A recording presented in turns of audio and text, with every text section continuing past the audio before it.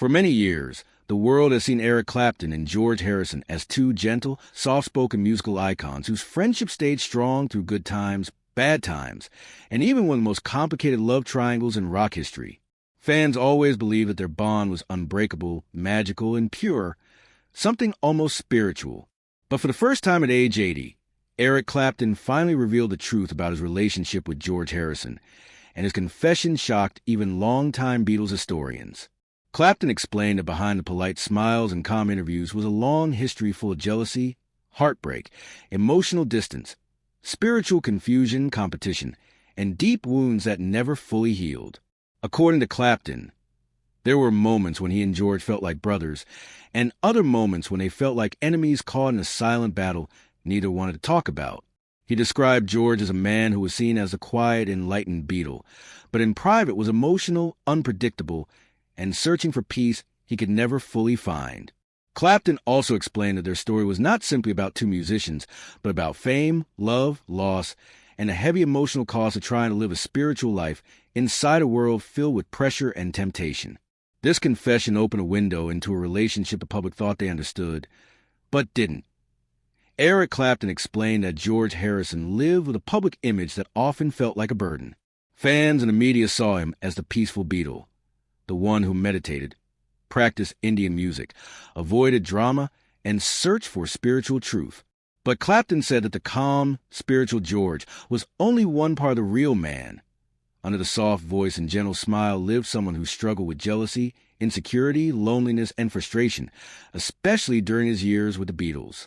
Clapton described times when George would preach peace and kindness during the day, but explode with anger during late-night studio sessions, especially when John Lennon or Paul McCartney rejected one of the songs. George desperately wanted to be respected as a songwriter, but living in the shadow of Lennon and McCartney made him feel invisible. Clapton said George sometimes hid this pain behind spirituality, letting meditation, chanting, and Indian philosophy become a mask. And when that mask cracked, George made choices that didn't match the calm image he tried to show the world, like using drugs heavily, cheating in relationships, disappearing for days, and isolating himself inside deep spiritual obsessions. According to Clapton, George wasn't fake. He was simply human. He was a man struggling to balance the idea of being a spiritual hero with the reality of being someone who still felt hurt, lost, and angry, and that internal war shaped every part of his life. Clapton revealed that George Harrison played a much larger role in the breakup of the Beatles than most fans realize. While the world focused on the conflicts between Lennon and McCartney, Clapton said that George was quietly burning with resentment. He had spent years writing songs that were ignored or pushed aside, while John and Paul filled every album with their own work. This made George feel belittled, undervalued, and ignored. Clapton said George would vent privately about wanting to be free from the band, free from the pressure, and free from being treated like the junior member. There were days when George wouldn't speak during recordings, and days when he would sarcastically joke about walking away. Clapton believed that George's bitterness grew slowly, like a candle becoming a fire, until eventually he snapped. The moment George walked out during the Let It Be sessions, Clapton knew something irreversible had happened. George's desire for independence, spirituality, and respect was no longer something he could hide, and this unspoken emotional storm pushed the Beatles closer to their final collapse. Clapton said that George's silence was far louder than the arguments between the others. Eric Clapton explained that one of the most shocking truths about George Harrison's private life was something the public rarely discusses, yet it changed the Beatles forever. Before the love triangle involving Pattie Boyd became famous, there was another relationship that caused far more emotional damage. Clapton revealed that George had secretly fallen in love with Maureen Starkey, Ringo Starr's wife. To the world, George appeared spiritual, calm, and morally grounded, but in private, he was struggling with emotional chaos that made him behave in ways even he later regretted. Ringo discovered the affair accidentally, and according to Clapton, the hurt it caused nearly destroyed the band long before the official breakup. Ringo left home for a period, felt betrayed by both his wife and his best friend, and lost trust in the people closest to him. Clapton said George attempted to justify his actions by claiming that love is spiritual and belongs to no one, a belief he took from Eastern philosophy, but used in a way that protected him from guilt. This incident, Clapton explained, showed how George's spiritual search sometimes clashed with human emotion. While George wanted to rise above jealousy and possessiveness, he was also human, capable of mistakes, desire, and a kind of emotional confusion that can lead a person to hurt those around them. For Clapton, this was the moment he realized that George's life was far more complicated than the peaceful image fans imagined. It was the first sign that George's heart, like his music, was full of both light and shadow. The story of Eric Clapton's love for Pattie Boyd has been told for decades, but Clapton said the true emotional weight of the situation is often misunderstood.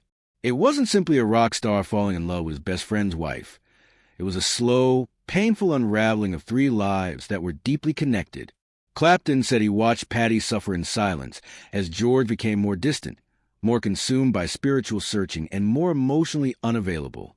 George would spend long nights chanting, studying Hindu texts, or isolating himself at Friar Park while Pattie waited alone. Her loneliness drew Clapton toward her, not out of betrayal but out of empathy.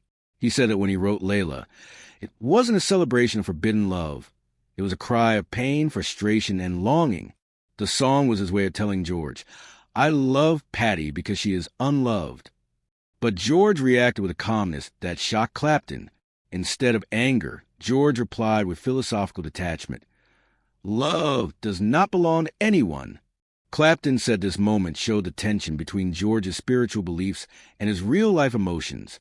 He wanted to appear enlightened, but deep inside, he felt the sting of losing Pattie. For Clapton and Pattie, love brought happiness, but also guilt and constant reminders of George's presence. Even after they married, Clapton said he felt George in the walls of the house, in the songs on the radio, in Pattie's memories. This triangle didn't just break a marriage. It left emotional scars on all three for decades. Clapton described George Harrison's spiritual journey as both beautiful and destructive. At first, George found inspiration in Indian music, meditation, and Eastern philosophy. These practices helped him deal with the pressures of fame and the toxic environment inside the Beatles. But as years passed and the emotional weight of life grew heavier, George's spirituality began turning into something more extreme. Clapton recalled nights at George's estate, Friar Park, where George would fill the rooms with incense, sit surrounded by candles, and chant for hours without stopping. Guests were required to chant before eating, and George sometimes insisted that every object, including instruments, be purified through ritual. Clapton said these gatherings could feel peaceful one moment and unsettling the next. George talked as if he were communicating with spirits or receiving messages from higher beings. He sometimes claimed he could feel John Lennon's presence in the smoke of incense. To Clapton, it seemed as though George was trying to escape the pain of life by disappearing into another world. While spirituality helped George write some of his most beautiful songs, it also made him emotionally distant, unpredictable, and hard to reach. Clapton believed George used spirituality not only as a path to peace, but also as a shield, a way to avoid dealing with real human emotions, heartbreak, guilt, and relationships that didn't fit the perfect image he wanted to live up to. Eric Clapton explained that even after Pattie Boyd left George Harrison and eventually married him, the emotional triangle did not disappear. In fact, it became even more haunting. Clapton said that George never truly let go of Pattie, even though he acted calm and spiritual about the divorce. Instead, George seemed to follow her like a quiet shadow, calling her unexpectedly, sending her notes filled with philosophical messages, and telling friends that their souls were still linked no matter what marriage documents said. Clapton remembered nights when Pattie would freeze in the middle of dinner because a message from George had arrived, stirring emotions she didn't know how to process. For Clapton, it felt as if he was sharing his marriage with the ghost of another man, one who was always present even without being in the room. George's behavior was not aggressive or cruel. Rather, it was melancholy, emotional, and strangely spiritual. He would tell Clapton things like, "Love doesn't die. It only changes form," or "Pattie is part of my soul's journey." Clapton said these words created a sense of spiritual pressure, as if he was fighting for Pattie not just in the physical world, but in a deeper, unseen emotional space where George still held power. Pattie suffered too, tore between her past and her present, between love and guilt, between a man she once adored and the man who had saved her from loneliness. Clapton described their marriage as living with an invisible third person, a presence that reminded them both that love can connect people in painful, complicated ways that cannot be cut cleanly by divorce or distance. In this way, Patty remained a ghost shared by both men for many years. A.S. Clapton revealed the deeper layers of his relationship with George. He also opened up about his own struggles, especially the spiral into addiction that almost destroyed his life in the 1970s. Clapton said that losing Patty temporarily, hurting George, and feeling caught inside an emotional storm he did not know how to navigate pushed him toward alcohol and heroin. He described years when he could barely perform, barely speak, and barely understand himself.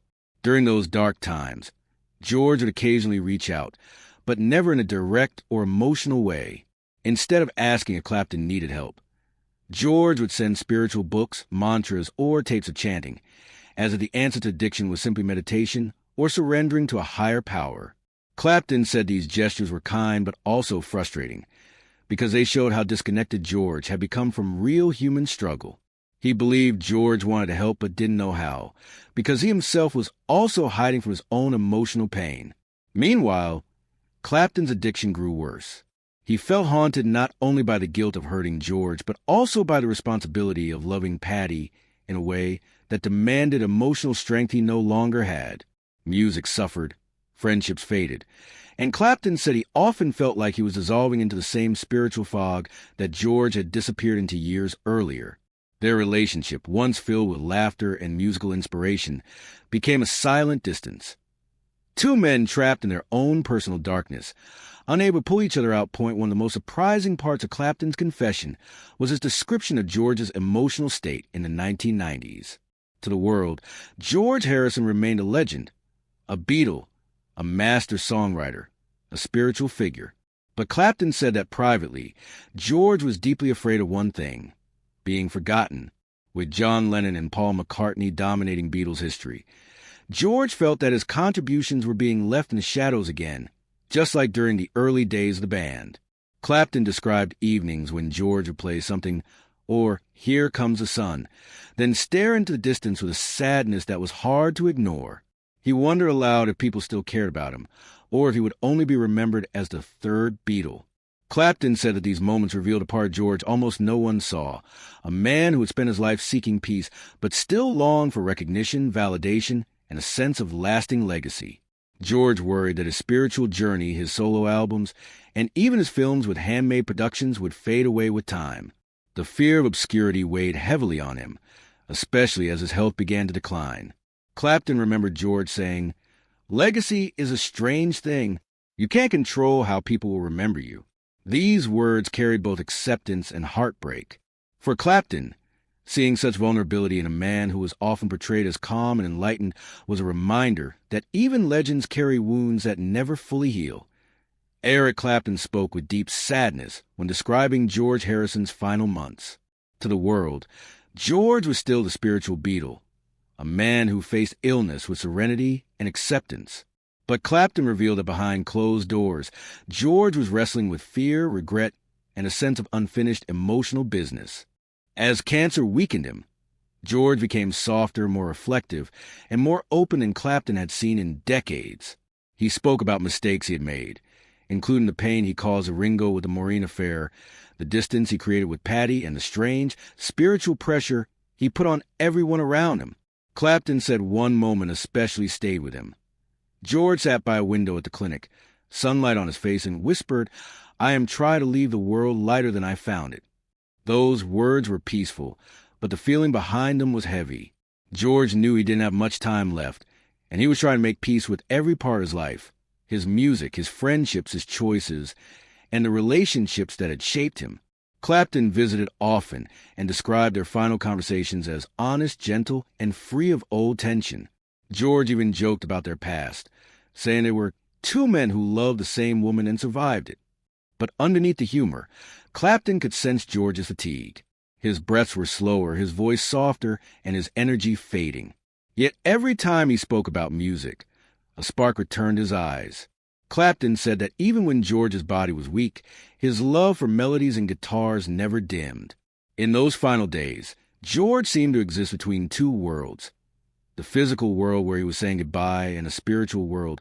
He believed he was slowly moving toward point. One of the most emotional moments Clapton shared was the private promise he made to George before he passed away. George had always been the quietest Beatle, the one most overshadowed, and he worried deeply about how he would be remembered. Clapton recalled sitting beside George's bed as he held his hand, and George asked softly, "Will the music live?" Clapton felt tears in his eyes because he knew it wasn't just a question. It was a plea. It was George's way of asking whether his life had meant something. Clapton promised without hesitation, "I will keep your music alive for as long as I live." He meant it with all his heart. After George passed away in November 2001, Clapton felt an unexpected responsibility. He realized he wasn't just saying goodbye to a friend. He was becoming the keeper of George's legacy. Clapton took this duty seriously, emotionally, and with a sense of honor. He organized a concert for George in 2002, gathering musicians who loved George and wanted to celebrate his life. Clapton said it was the hardest performance of his career, because every note reminded him of the man he had lost. Yet it was also healing, because it allowed him to keep his promise publicly, to show the world the depth, beauty, and emotional truth of George Harrison's music.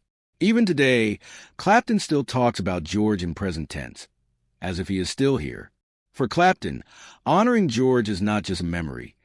It's a lifelong commitment. Clapton's most heartbreaking confession came when he described performing George's song, Something, at the tribute concert. He had performed countless songs in his life without hesitating, but this one made his hands shake. George had written Something for Patty, and Clapton had watched that love story both bloom and collapse. Singing it decades later felt like touching the deepest parts of his own past.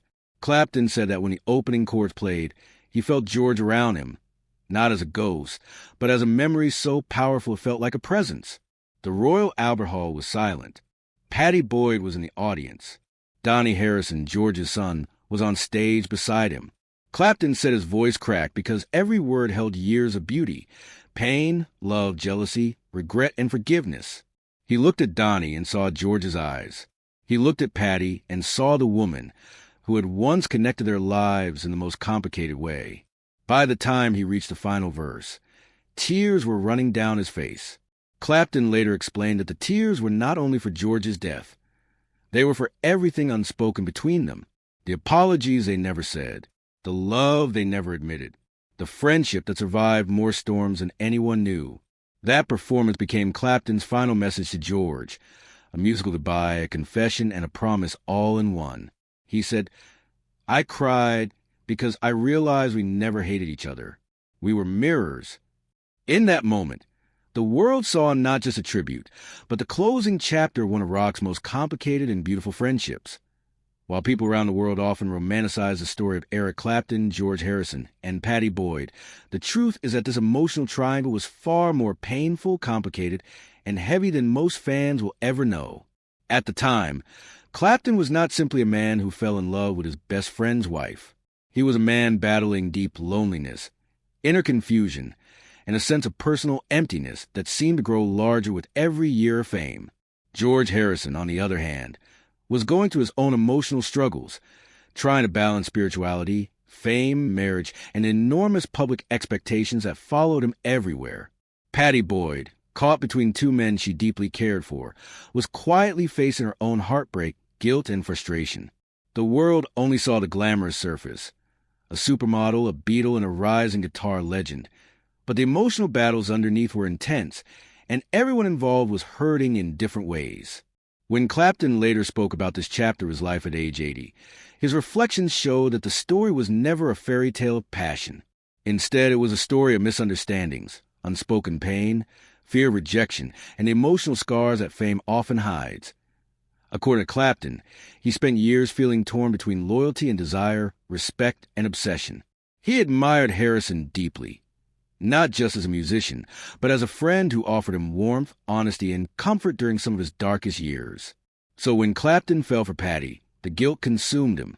He said he felt like the worst friend in the world, and believed he was betraying someone who trusted him. This guilt grew so heavy that he began withdrawing from everyone around him.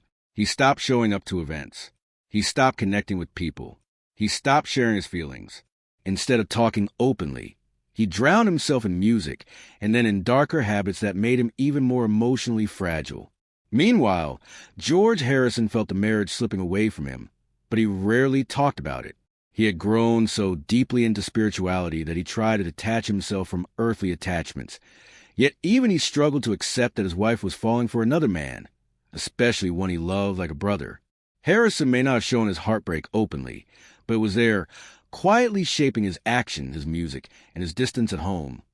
Pattie Boyd, the woman between the two, sometimes described the situation as beautiful on the outside, painful on the inside. She felt loved, admired, desired, and appreciated, but she also felt torn apart by the weight of choosing between two men who were both extraordinary in their own ways. She once said it felt like she was breaking one heart to protect another, and that emotional pressure affected her for years. When Clapton looks back on it all now, he no longer describes the story as exciting or romantic. At 80, he talks about it with sadness in his voice, acknowledging that everyone involved had suffered more than the world realized.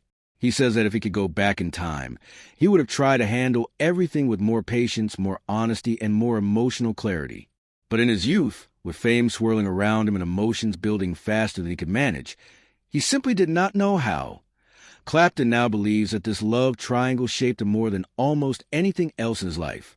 It taught him about the heavy weight of desire, the fragile nature of friendship, and the emotional consequences that come from acting too quickly without understanding your own heart. It taught him that even deep love can become destructive when guided by fear, insecurity, or obsession. It taught him that relationships are not just about passion. They are about communication, empathy, and timing. Looking back, Clapton says that he and Harrison never fully resolved emotional wounds from that chapter. Even though they forgave each other, there was still a quiet sadness between them, a sense of what if, and a shared emotional scar that time never erased. And yet, at the same time, their bond, their brotherhood, survive it all, proving that some friendships are strong enough to withstand even the deepest emotional storms. That is what Clapton wants people to understand, that behind the headlines, behind the gossip, behind the romance, there's a powerful, painful human story, one that shaped all three lives forever. After the emotional storm created by the love triangle with Pattie Boyd, Eric Clapton and George Harrison entered a period of slow, quiet distance, a space where both men try to understand their own emotions without hurting each other further. Clapton often recalls this as one of the most confusing and lonely chapters of his life. For years, he carried the weight of guilt and shame, fearing that it destroyed a friendship that meant more to him than any romantic relationship ever could. Harrison, on the other hand, although wounded, was never a man driven by anger. His spiritual journey played a major role in how he dealt with heartbreak. He was learning to let go of attachment, ego, and resentment. But even with his deep spiritual beliefs, he was still human, losing Pattie, while knowing she had fallen for someone he trusted completely, left a quiet ache in his heart that he did not openly admit. He simply retreated into music, meditation, and personal reflection. Instead of confrontation, there was silence. Instead of dramatic fights, there was distance. Instead of shouting, there was thoughtfulness. It was not the kind of breakup story the world expected from two legendary rock stars, but was real, raw, and deeply human. During this period, Clapton avoided seeing Harrison because he didn't know how to face him. He said he would often rehearse what he wanted to say, apologies, explanations, confessions, but when the time came, he froze. He believed Harrison would reject him, or worse, see him as someone unworthy of friendship or respect. This fear made Clapton isolate himself even more, sometimes locking himself away with his guitar for hours just to escape from the thoughts running through his head. Meanwhile, Harrison was undergoing his own transformation. While George felt hurt, he also recognized that holding on to bitterness would only pull him away from the spiritual peace he was seeking. He began focusing on acceptance, understanding that life moves in ways we cannot always control. His approach to healing was not to erase the past, but to look at it with compassion instead of anger. And slowly, both men found themselves growing out of the pain that once held them down. The turning point came not through a planned conversation, but through the gentle pressure of mutual friends who wanted the two musicians to reconnect. They reminded Clapton that Harrison did not hate him. They told Harrison that Clapton still cared deeply about him. And finally, after years of emotional distance, they came together again, not in a dramatic meeting, but in a natural, almost effortless way. Harrison, with his calm voice and peaceful energy, chose love over resentment. Clapton, with his quiet remorse, chose honesty over fear. When the two finally talked, they did not argue. They did not point fingers. They did not reopen old wounds. Instead, they spoke like two brothers who had weathered a long storm and now simply wanted peace. Clapton apologized sincerely, admitting he felt he had failed as a friend. Harrison accepted the apology with a smile that said more than words could. It was not a perfect healing. The scars remained, but it was enough for both of them to move forward. Their renewed friendship became one of the most inspiring relationships in rock history. Harrison invited Clapton to join him on tours, play alongside him on several projects, and often referred to him as a musical soulmate. Clapton, in return, honored Harrison publicly and privately, calling him one of the most influential people in his life. This healing did not erase the complicated past, but it transformed it. It showed that friendship can survive even deep emotional wounds when forgiveness, humility, and love are present. Clapton says that as he looks back at age 80, this reconciliation is one of the things he values the most. It taught him that true friendship is not about perfection. It is about patience, forgiveness, and choosing to hold on even when the world gives you every reason to let go. As Eric Clapton and George Harrison slowly rebuilt their friendship, something beautiful began to happen. The emotional weight of their shared past transformed into music that touched millions. Both men had always believed that music was a place where truth lived, a space where the heart could speak without judgment. As their relationship healed, they discovered that they could once again create side by side, not as rivals or wounded friends, but as two artists who understood each other on a deeper level than before. This period marked a rebirth of their musical brotherhood. They were no longer just famous guitarists. They were survivors of heartbreak, guilt, forgiveness, and growth. And when these experiences flowed into their music, the results were nothing short of extraordinary. Their collaboration was unforced and natural. Harrison often invited Clapton to play on his projects, and Clapton approached those invitations with a deep sense of respect. Every guitar note he played was offered like a small apology, a way of saying, "Thank you for letting me be here." Harrison noticed this humility and appreciated it more than Clapton ever realized. In return, Harrison played on Clapton's work with the same openness and generosity, treating him not like someone who had hurt in the past, but like a trusted partner whose presence made the music stronger. What made their collaboration so powerful was the emotional honesty behind it. Clapton's guitar seemed to carry the ache of his inner struggles, while Harrison's spiritual depth added a calm, healing energy that balanced everything. Together, they created a sound that felt both wounded and hopeful, a perfect reflection of their journey point. One of the clearest examples of this artistic rebirth came during Harrison's famous concert for Bangladesh. Clapton was in a difficult period of his life at that time, battling addiction and emotional turmoil, yet Harrison asked him to join anyway. This invitation showed the world just how much Harrison valued their connection. Even when Clapton was far from his best, Harrison still believed in him. Clapton later said that this act of kindness made him feel seen, supported, and forgiven in a way words never could. Performing beside Harrison at that concert became a turning point, not only for Clapton's career, but also for his sense of self-worth. He realized that Harrison still saw him as a friend, a musician, and a brother, not as someone defined by past mistakes. Their musical bond continued throughout the years. Harrison's album, All Things Must Pass, featured Clapton's guitar work, and many fans consider those tracks to be some of the most emotionally rich recordings either artist ever produced. When Clapton listened back to those songs later in life, he said he could hear the story of their friendship in every chord, the pain, the forgiveness, the shared history, and the deep love they never stopped holding for each other. In many ways, their music became a diary of their lives, telling the world what they often struggled to say aloud. And the world listened. Fans felt the chemistry between the two men, not just musically, but emotionally.